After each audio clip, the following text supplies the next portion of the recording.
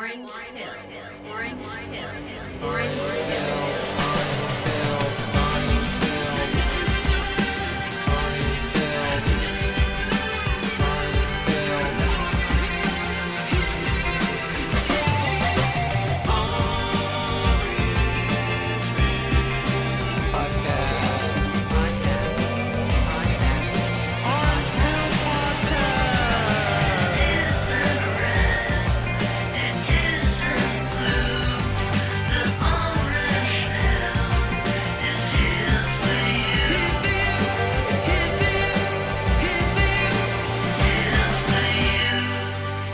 Wow, fantastic. It's all about the orange pill. I took a lot of orange pills over the years. Even before the official orange pill, I was orange pilling.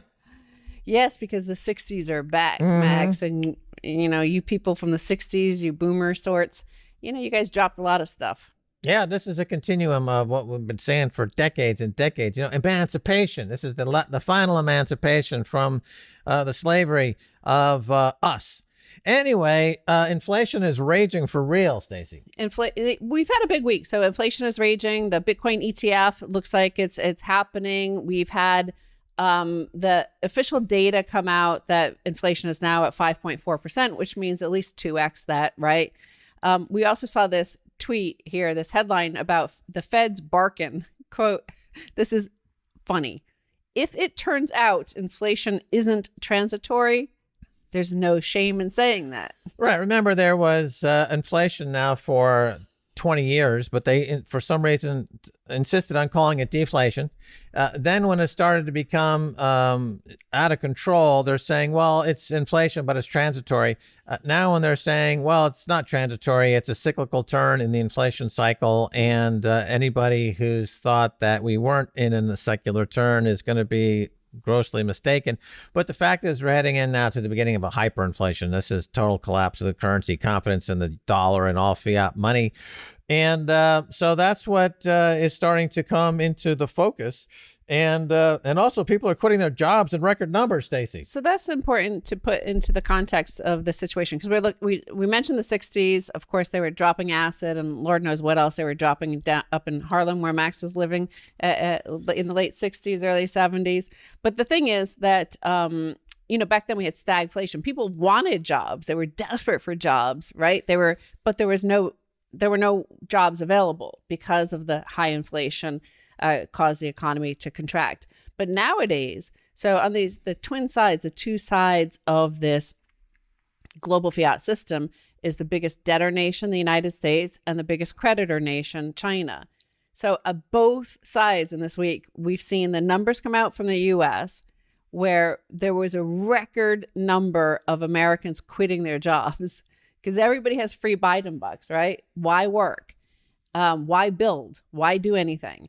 And in China, where they're, you know, a lot of upper middle class kids and middle class kids, this huge explosion of middle class, they're online, they're on social media, they see how we live. And basically they're building the wealth, right? Manufacturing the wealth. And the young people there have a lie flat movement. So they're just laying flat, right? They don't get out of bed.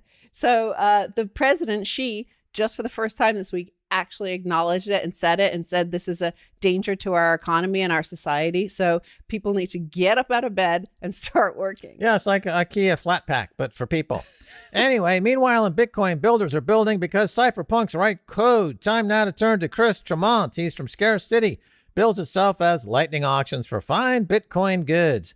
Alex Schaefer recently sold one of his Burning Bank series on the platform for a whopping 1.2 Bitcoin, and the website's first auction was Relentless Optimism by Chief Monkey and Mosaic Rocks. Chris, welcome back to the Orange Pill Podcast. Tell us about Scarce City. What is it? How does it auction work? Max, it's good to be here. Scarce City is a marketplace that sells Bitcoin goods for Bitcoin using Bitcoin technology. We exist to support Bitcoin culture and adoption.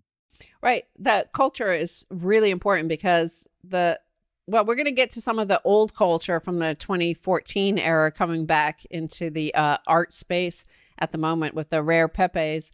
But I want to talk about the what we call Renaissance 2.0. So the whole art movement within Bitcoin and the importance of memes and the artists to Bitcoin, especially, it gets more and more so. There was some in the early days, there were all the Pink Wojak stuff and the rare Pepes, but now it's just like nonstop memosphere. So we're going to get into that. But first, just go on the technical side. How do you use Lightning? Because the one thing that we see from the naysayers and the shitcoiners, they say Lightning will never scale. Is that your opinion? Having worked, yours is one of the most successful applications of Lightning. So tell us exactly what Lightning does for you. So we use Lightning in a unique way, and it's to actually collateralize auction bids. So to participate in one of our auctions, we don't need personal information from the users. All we need is a little bit of collateral in the form of Bitcoin. Bitcoin is pristine collateral, and Lightning makes it extremely usable. So if you want to place a bid in one of our auctions, you input how much you want to bid, and then you pay an invoice that's a small fraction of that actual bid. And ideally, you pay it over Lightning so that you can do it instantly, basically for free and anonymously. We do also accept on-chain deposits. Well, while fees are low, that's okay. But certainly the best way to get the easiest experience out of our platform is to use the Lightning Network. And we've been using it for about a year now. And it's worked from the beginning, but it's gotten phenomenally easier to use just over the course of a year. We can put through payments that are much larger. The onboarding experience is much easier for new users. So we're definitely seeing it scale. Oh yeah, what kind of volume now are you seeing? We haven't spoke for a little bit. Well, what is the actual volume now? Well, the volume on Scarcity, wow, we've done. It depends on the Bitcoin price, right? But we've done over 5 million in USD in auction and marketplace sales in less than a year. Yeah, that's really phenomenal growth. Looking really good. And I want to quote Adam Back here, who said that digital rights management, or DRM, does not work. Internet physics dictates that you cannot usefully, quote, own digital files. Internet physics dictates. So what's really going on is digital patronage. You are donating to the artist, getting a transferable / resellable certificate thanking you for your donation. Right. So we're kind of jumping ahead there to the NFT side because, so far Scarcity has been focused on the physical art that you're selling, like Alex Schaefer's Burning Bank series. Relentless Optimism is, of course, a big piece as well. So in terms of the NFT space, because I know you're doing some of those, you have some of the rare Pepes, and those are original NFT artwork, the non-fungible tokens, the collectibles that were first issued back in 2014, and it's part of the culture, embedded in the culture of Bitcoin. So what do you think about his Adam Back's notion that just like Renaissance 1.0, essentially this is just patronage? It's not like the equivalent of buying physical art. I think there's certainly something to that. The community behind the tokens or the artist is a large portion of what someone's buying when they buy an NFT. Now, NFTs are a controversial subject for good reason. I don't know where they'll go, but I know that they will exist. If you just look at the kids playing Fortnite, spending thousands of dollars on skins that add no value into the game, they're going to continue spending that money on virtual goods, probably going to spend more money on virtual goods in the future. So that it's a big part of our future. Now, we'll see what it looks like. I think a lot of what we're seeing now will end up trending to worthlessness, especially in terms of Bitcoin. However, the first tokens of these sort, before we even had the term NFTs, were rare Pepes. And they're unique because they're actually on the Bitcoin blockchain. And they are one of the first projects. The first rare Pepe was released in 2016.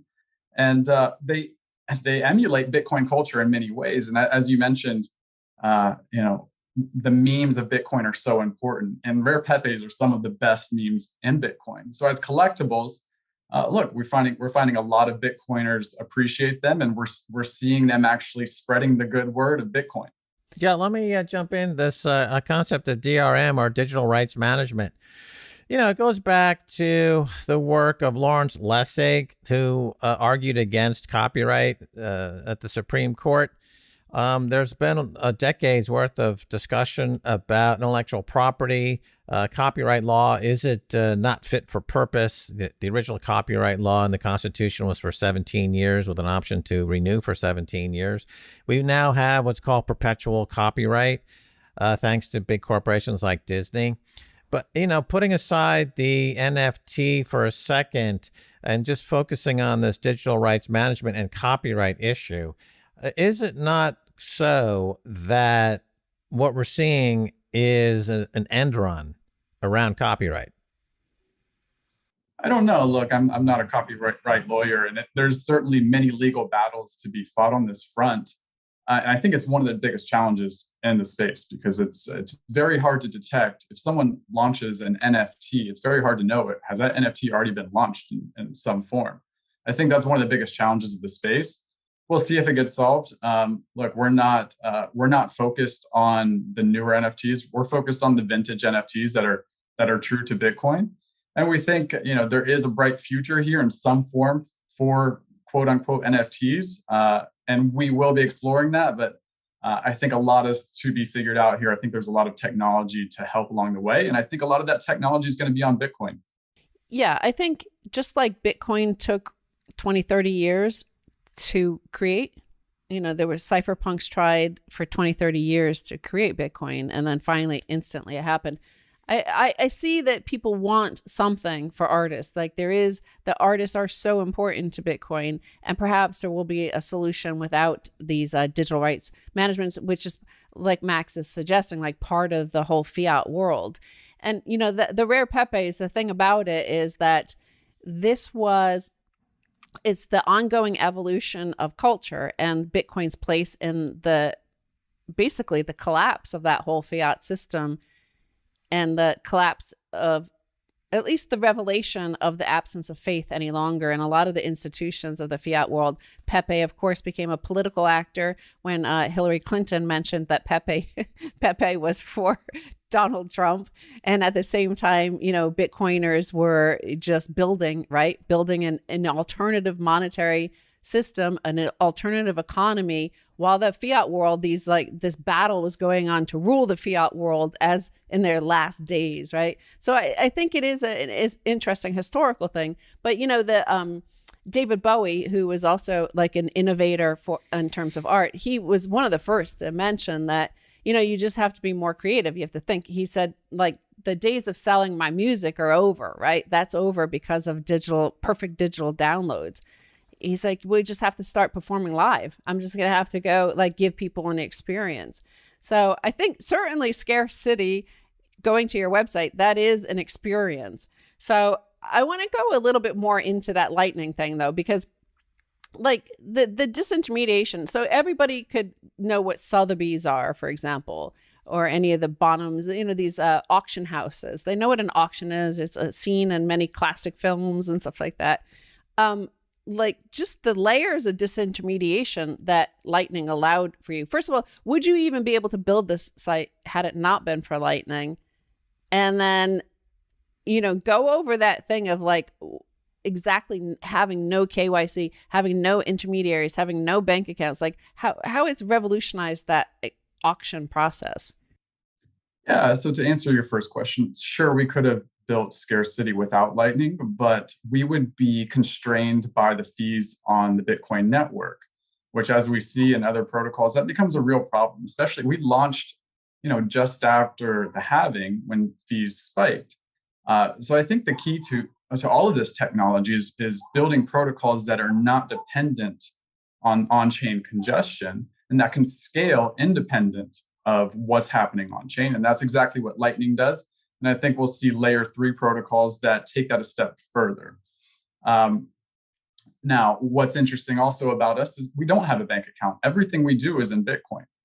All of our collateral is accepted in Bitcoin. All of our transactions are in Bitcoin. We are truly without a bank and without need of a bank, and we are self-sovereign and taking responsibility and custody of our funds. So I think that's something that you're going to see a lot of in the future. And what's really special about that is it adds a whole lot more incentive as a business when you're earning Bitcoin versus USD. When you are bullish on Bitcoin and that's what you're earning your income in, it gives you just so much more incentive to work harder for that Bitcoin, because you're not looking at a Bitcoin as $1 worth of sats. You're looking at the future potential value of that Bitcoin. So I think there's so much here for future businesses that rely on Bitcoin to just be supercharged as far as incentives. And we're starting to feel that now, and I think many will follow. Right. And also I want to add in terms of that patronage model, before we move on, because the NFT is like, people participate in that hugely. Like GoFundMe is a patronage, like you're just giving somebody, you're not getting anything back. Or of course, like many journalists have patrons now, essentially. Their readers pay them. It's not like Patreon. Patreon. It's not like their content can't be shared freely. And I've done that myself with some of the journalists I finance. They allow you, they say, just forward this on to some of your friends if you feel like it, but don't abuse that. So, there is that model already embedded into our culture. But in terms of this auction, because I find the auction thing really, it's just raw market, right? But I love the way, me on Twitter, I get very excited and participate in the last few moments of your auctions. And the gamification of it that is enabled because of Lightning, I find really fascinating. But presumably you're thinking of auctions could apply to all other asset classes, right? Is this going to be something that you see spreading, or are you just going to say focus on art? Oh, we certainly see huge opportunity to expand into other types of items. A lot of it depends on Bitcoin and Lightning adoption. If you have a Lightning wallet, we are by far the easiest auction to participate in, because all you're doing is scanning an invoice with a small amount of money, just enough to keep you accountable for your bid, and your auction bid is placed. Now, it is still a big onboarding experience for someone who's not on Lightning, or especially if they're not on Bitcoin. So as Bitcoin and Lightning's adoption accelerates, our addressable audience accelerates with it. And then we can start to think about, okay, what are the other types of items that this larger audience will appreciate? Now, of course, a big part of what our mission is to support Bitcoin culture. So everything we do will align with Bitcoin culture. But I tend to think of Bitcoin culture as a broad term. At the end of the day, Bitcoin is freedom. So anything that represents that, we would love to support. Yeah, taking the point of view of the artist for a second. So artists are self-expressing. They're expressing themselves. And of course, most of the time they do so regardless of the economics involved. They're simply compelled to make art. And in the digital space, that's been almost a bad word for artists because of the experience going back to Napster. For example, in the beginning of the digital music era, really killed the music industry as we know it, and it had to reinvent itself. But my question is, are artists now coming to the digital marketplace seamlessly without even having to get over the hump of saying, well, this is a geek-filled digital place. This is just like my box of paints, my piano, and my laptop. It's just all the same at this point. Is there any difference now between the laptop and the digital artist and any other artist? I think broadly, there's something really special about Bitcoin where anyone, once they do take that orange pill, they want to contribute in any way they can. And if you're a software developer, there are clear paths to develop software for Bitcoin. If you're someone who's into media, there's clear paths to do a podcast such as this, or write blogs, or whatever it may be. But for all the creatives out there, they feel compelled to create art, and art being a very broad category. They want to create art that's devoted to Bitcoin. So it's absolutely amazing the amount of creative talent that I see from the inbound emails of people wanting to auction off their artworks. Now, a lot of it's physical, a lot of it's digital. I think the physical stuff is our bread and butter. That's the soul of Scarcity, but there is a big future for the digital stuff. And whatever we can do to support these artists so that they can continue to create this art, and doing so, spread the memes of Bitcoin, spread the good word of Satoshi. That's what we're all about. Yeah, back in 2013 or 2012, we were living in Paris, and I was doing collages by cutting up magazines and pasting them on sheets of paper. And one of them has a Mount Gox address, which is one of the earliest addresses in existence, really. That was mine that we used. And, maybe I should auction that off. Especially if there's anything in that. Yeah, I haven't checked that wallet in a while. I should first before I auction it off. Maybe even more fun if you don't check the wallet before. I'm sure you'll find a buyer. Right. I was, hold on. I was going to ask something about this, the Renaissance 2.0, because, the power of art to communicate, and especially revolutionary moments, the last revolutionary moment kind of like was in the late 60s. Obviously, we had a lot of similar sort of economic and political turmoil in the United States. We had a lot of amazing like cinematic art at that time, and rock and roll and punk rock and that stuff happening. But the communication, the ability to communicate what's coming and what's happening and help all Bitcoiners, whether it's like a banker Bitcoiner or a pleb Bitcoiner, is like the things like money printer go butter, the all of the laser eyes, the Liata, Bitcoin Liata, like these are powerful communication tools. So it's just a wonderful, fascinating time, I feel. But in terms of your platform, you mentioned Layer 3 and what that's going to bring to you. So tell us about Layer 3 and what you're looking at in terms of just your platform, but also in terms of Bitcoin, the space and culture. Well, it's a difficult thing to talk about before it exists because it's all hypothetical and theoretical at this point. But look, there are technologies that are being built native to specifically the Lightning Network for digital assets such as NFTs. I really hope we can find a better word for NFTs because I cringe every time I have to say it. But in any case, yeah, I think what's critical about these technologies scaling is that they're not tied to what's happening on chain. They do not congest the network. They benefit from the security of Bitcoin without potentially hurting the security of Bitcoin network. So I think that's what we're going to see more of is protocols that work with Lightning in a native way to offer digital assets that are tied to some type of media and create new avenues for artists to continue creating art and making a living from making their art, earning sats from making their art while spreading adoption of Bitcoin through their memes. Right. And, this platform of Orange Pill Podcast, we have a huge community of 20,000 in our Telegram group. And, many of them have been getting jobs at at the companies because in Bitcoin, nobody's lying flat, right? Everybody is up there pumping it up, doing something, building something. So are you hiring? Are you looking for more artists? Like where could people reach out to Scarcity? We're interested to hear from anybody who wants to contribute. We are very close to hiring. We're considering a fundraise. We're always looking for creative talent that wants to auction off their artwork, and we're always looking for collectors who want to support these artists in their endeavors. So anyone who's interested, please reach out. I'm easy to find. Twitter DMs are open. It's probably the first place to start.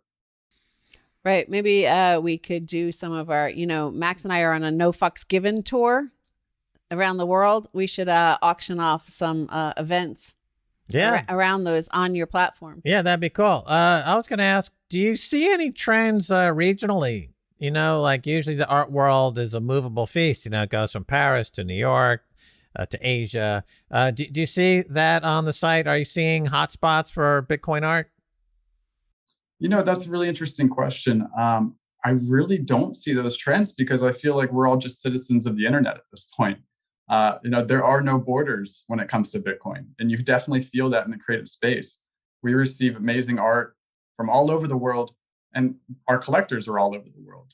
Geography just doesn't matter for Bitcoin. How would you describe the aesthetic of Bitcoin art and culture? That's wow. That's an impossible question to really answer.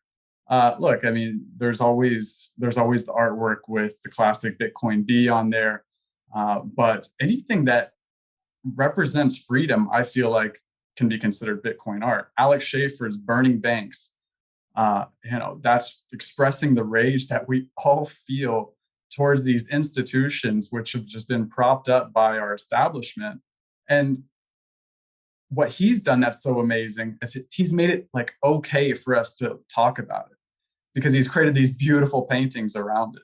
And it's like, oh yeah, we all hate the banks. That's something to celebrate because they've screwed us over.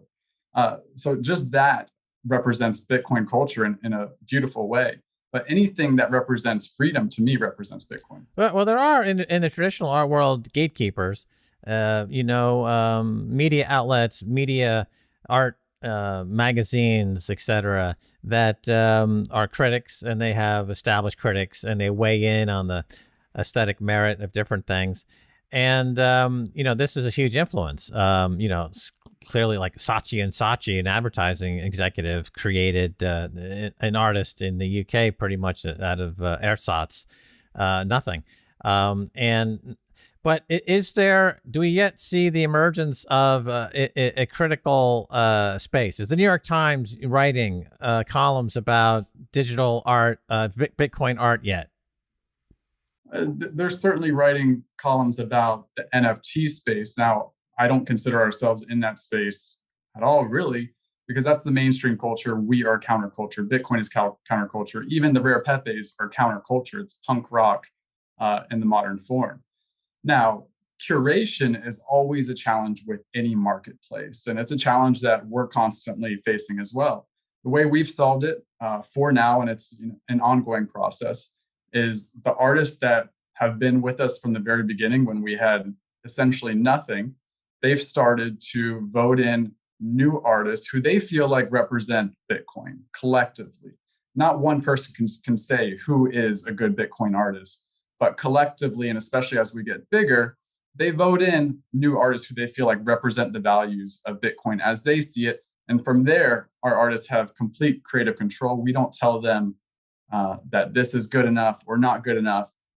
Art is subjective. Art is always bordering the line of brilliance and delusion. And we don't want to step in and say which side of the line a certain artwork is. So that's the way we've solved it for now, but it's a constant challenge.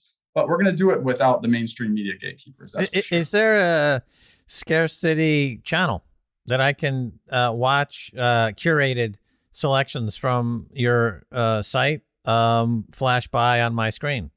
Well, the best place to go is scarce.city. You'll always see our upcoming sales there. We're everywhere, though. If you're on Twitter, at scarce.dot city or Telegram, just Scarce City, you'll be caught up to date on whatever our next sales are, curated or otherwise. And we'll make sure that you don't miss a beat there. Oh, good. Right. And, Michael Saylor, who has, is a Bitcoin whale and just only entered the space in the past year. He's kind of a newbie, nevertheless, one of the largest holders in the world. And he just tweeted right before we came on this interview, actually, something along the lines of like Bitcoin lit fire to the financial universe. So it just made me think of the Alex Schaefer art, which, we interviewed him back in, I think it was 2010, 2011, when he first came on Kaiser Report to talk about his burning banks, which, he got visited by Homeland Security after burning down, I think it was JP Morgan Chase outside the bank.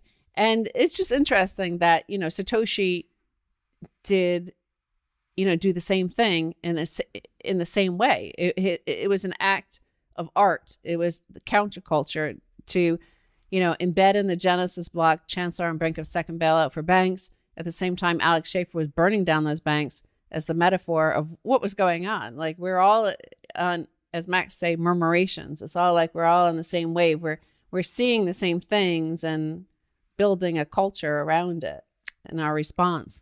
Yeah, well, the fire is out of control. That's the thing. There's no way to stop it. So you have to just develop a taste for burnt flesh.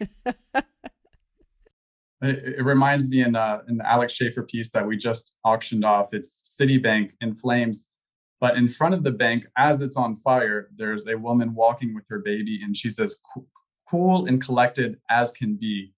And it's up to interpretation. But my interpretation is that she owns Bitcoin. She has a way out of this bank on flames situation. So that's the best we can do, is build this alternative system that saves us from the fire. Yeah, yeah. And I mean, you mentioned that there are no borders in Bitcoin, and that's true. Like when you're traveling around, and this is one thing the pandemic kind of stopped for a while, but when you're traveling around and you're going to all these conferences, it's just amazing that we are Bitcoiners and that people from geographically all over the world.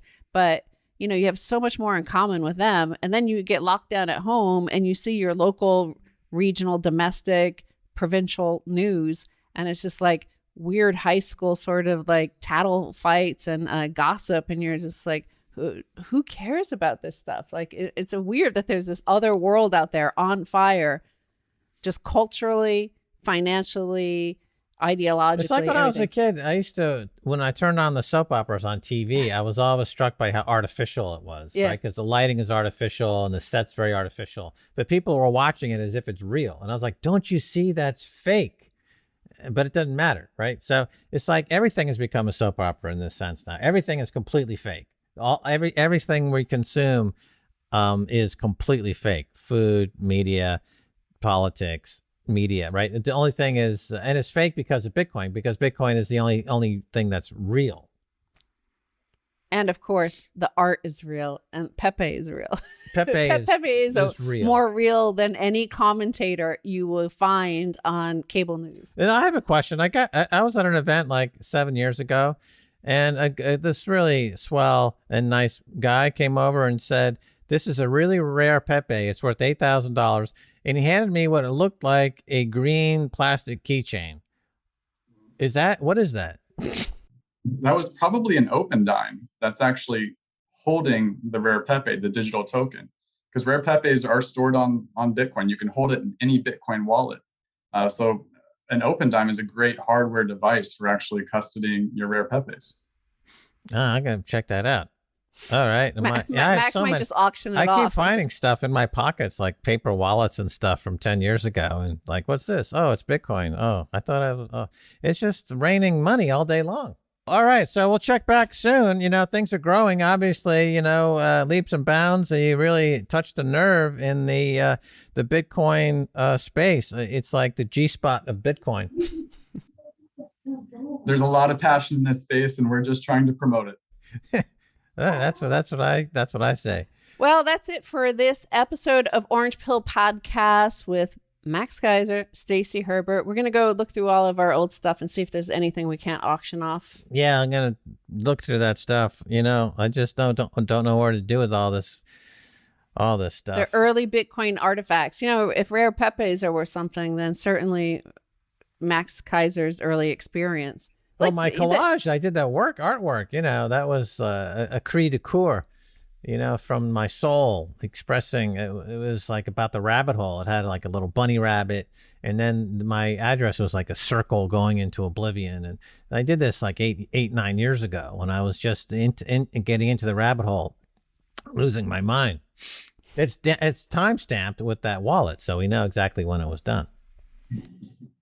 That's what Bitcoin does to you. And I'll tell you what, Max, if you auction that off, the scarcity bidders would go all over for it. It's scarce, all right. It's super scarce. I got to go and check it out. It's with a whole bunch of stuff. I got so much stuff. I don't know what to do with it all. Well, bye, everybody. And make sure to join Scarcity's Telegram group, too. And we'll see you for the microdose. Our microdoses are always longer than our full dose. That's right. That's why we planned it, because we went through the looking glass. We're living on the other side now, looking at the other end of the telescope. Everything that was big is small. Everything that was small is big. It's all great.